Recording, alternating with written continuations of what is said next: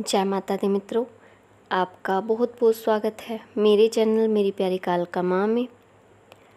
आज का जो हमारा विषय है वो ये है कि पूजा और मंत्र जाप से आपको जब शक्तियाँ प्राप्त होती हैं तो आपके शरीर के इन हिस्सों में दर्द होना शुरू हो जाता है और कुछ परिवर्तन भी आपको देखने को मिलते हैं।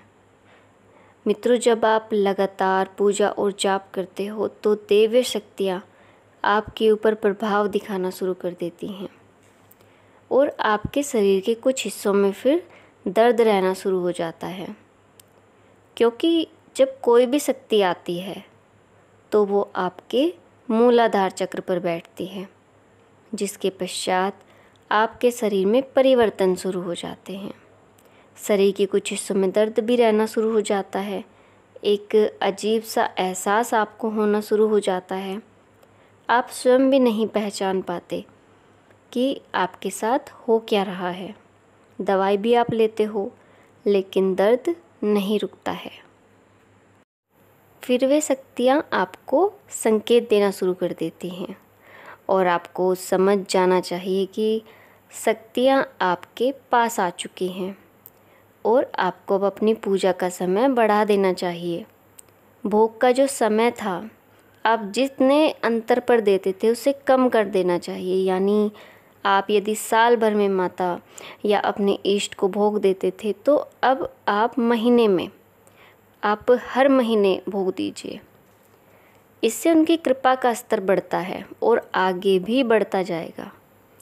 और देखिए, देवता साक्षात तो नहीं आ सकते, इतने सक्षम हम भी नहीं होते कि हम उनको देख सके या हम उनके समक्ष खड़े हो सके। तो जैसे एक छोटा बच्चा आपको अपनी बात कहता है, वो तुतलाता है, संकेत देता है, तब माता पिता समझते हैं। तो शक्तियाँ भी कुछ इसी प्रकार से संकेत देती हैं और उनको देखकर ही हमें उनको समझना पड़ता है। और मित्रों, प्रारंभ में तो हम समझ भी नहीं पाते, थोड़ा समय लगता है। और जब आप समझने लगते हो फिर आपको जो भी संकेत दिखाई देता है, चाहे वो स्वप्न के माध्यम से हो या कोई भी माध्यम से आपके इष्ट आपको देते हैं, तो आप तुरंत समझ जाते हो। तो शरीर में आपके कुछ हिस्सों में फिर दर्द रहना प्रारंभ हो जाता है।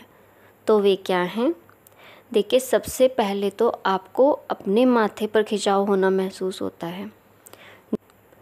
जहाँ पर महिलाएं बिंदी लगाती हैं वहाँ पर हमारा आज्ञा चक्र माना जाता है, यानी हमारा आज्ञा चक्र वहाँ पर होता है। और जब आपको शक्तियाँ प्राप्त होती हैं तो वो आपकी दिव्य दृष्टि खोलना चाहती हैं, वो आपको सूक्ष्म जगत के साथ जोड़ना चाहती हैं, जिसके कारण आपको फिर दर्द महसूस होता है। और ये दर्द हर समय बना रहता है, दवाई से भी सही नहीं होता, आप कुछ भी करते हो ये स्वयं ही सही होता है। दूसरी जगह है कमर। कमर में आपको दर्द रहता है। देखिए, नाभि के निचले हिस्से में मूलाधार चक्र होता है और जो शक्तियाँ आती हैं वे मूलाधार चक्र पर ही आकर बैठती हैं और कुंडलिनी शक्ति को जागृत करती हैं। कुंडलिनी शक्ति के साथ वे शक्तियाँ चलती हैं, अन्य चक्रों की तरफ यानी ऊपर की तरफ चलती हैं, जिसके कारण आपको लगता है कि आपकी कमर में दर्द है। और ध्यान के समय आपको ऐसा लगता है जैसे आपकी पीठ पर कुछ रेंग रहा हो, और दर्द तो आपको बना ही रहता है। और जब आप अपने जाप के क्षेत्र में आगे बढ़ते हो तो आपको आपकी आँखों से सूक्ष्म चीज़ें भी दिखाई देनी शुरू हो जाती हैं। जैसे आपको देवता दिखाई देते हैं, आपको प्रेत दिखाई देते हैं, यदि कोई समस्या है वो आपको दिखाई देती है, आप खुली आँखों से सब कुछ देख पाते हो। तो प्रारंभ में आपकी आँखों पर भी जोर आता है, वो आप महसूस कर पाते हैं। अगला जो स्थान है वो है कान, यानी सूक्ष्म चीज़ों को आप सुन पाते हो। जब शक्तियाँ आपको प्राप्त होती हैं तो कई बार आप रात को कई तरह की आवाज़ें सुन सकते हैं, उनकी हरकतें यानी अदृश्य शक्तियों को आप सुन सकते हो। तो सूक्ष्म चीज़ों को आप देख भी सकते हो और आप सुन भी सकते हो, तो इसका अर्थ होता है कि आपको दिव्य शक्तियाँ प्राप्त हो गई हैं। अगला जो हिस्सा है वो है आपकी जीवा।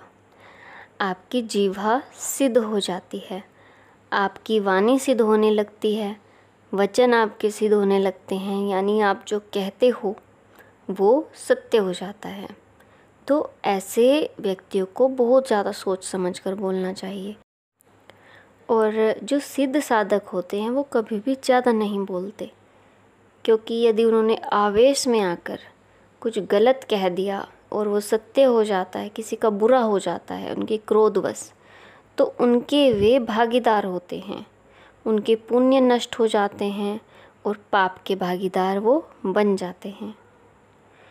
अगला जो शरीर का अंग है वो है हाथ।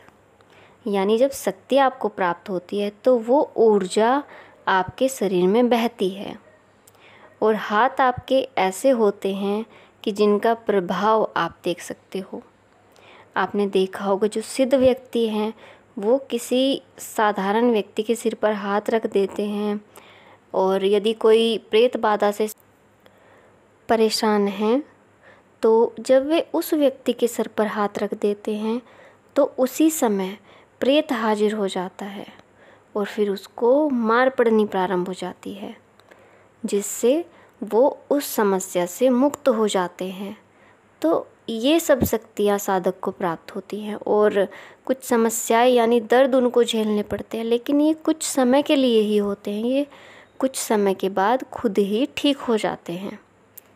तो मित्रों, इस प्रकार जब शक्ति आपको प्राप्त होती है तो आपको ऐसे ऐसे अनुभव होते हैं और आप एक साधारण व्यक्ति नहीं रहते, आपका प्रभाव सब देखते हैं। तो मित्रों, आप भी अपने पूजा पाठ को ऐसे ही करें ताकि आप भी अध्यात्म की ऊंचाइयों को छू सकें। अब मैं अपनी वाणी को यहीं विराम देती हूँ और मिलती हूँ आपको एक नई जानकारी के साथ। तब तक के लिए जय माता दी, हर हर महादेव।